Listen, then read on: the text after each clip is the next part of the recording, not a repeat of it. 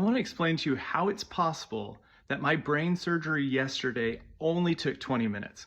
The short answer is technology. But let me give you some more details.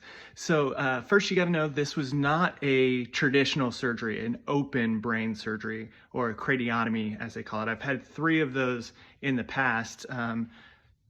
2 awake, 1 asleep. And they go in and they remove a portion of your skull like a jack-o'-lantern to gain access to the brain tissue. That's why it's called an open surgery. This was called a stereotactic radio surgery. It's non-invasive and it is awesome how it works. Okay, so here's how it works. First, they use advanced imaging to map your brain. And after they're done with that, they make a mask of your face. And they use that on the day of surgery to pin you down to the slab. And this makes it so that you can't move a millimeter, which is necessary because it's a very precise surgery.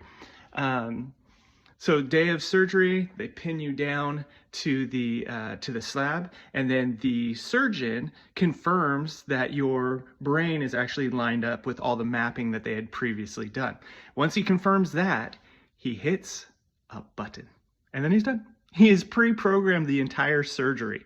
So he hits the button, he's got to stick around and monitor it. But basically his work is done. And this surgery, although it's uncomfortable to be pinned down, it doesn't hurt at all. Let me tell you how. They use photon beams.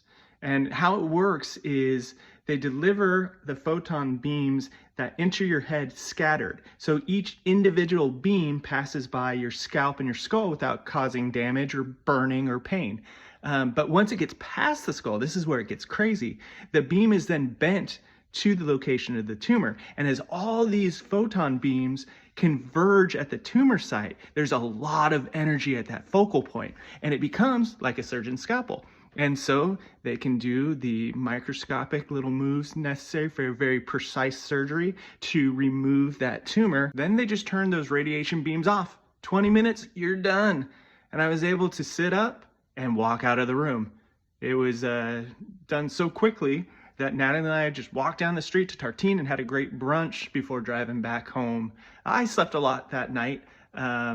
But I feel good. Comparatively to a traditional surgery, I feel really good today. And I still need to take it easy. There's still a large battle ahead, and we still need God's grace to sustain us, for his power to be perfected in my weakness, and so I still need your prayers. Thank you for your prayers and support. I hope this was informative.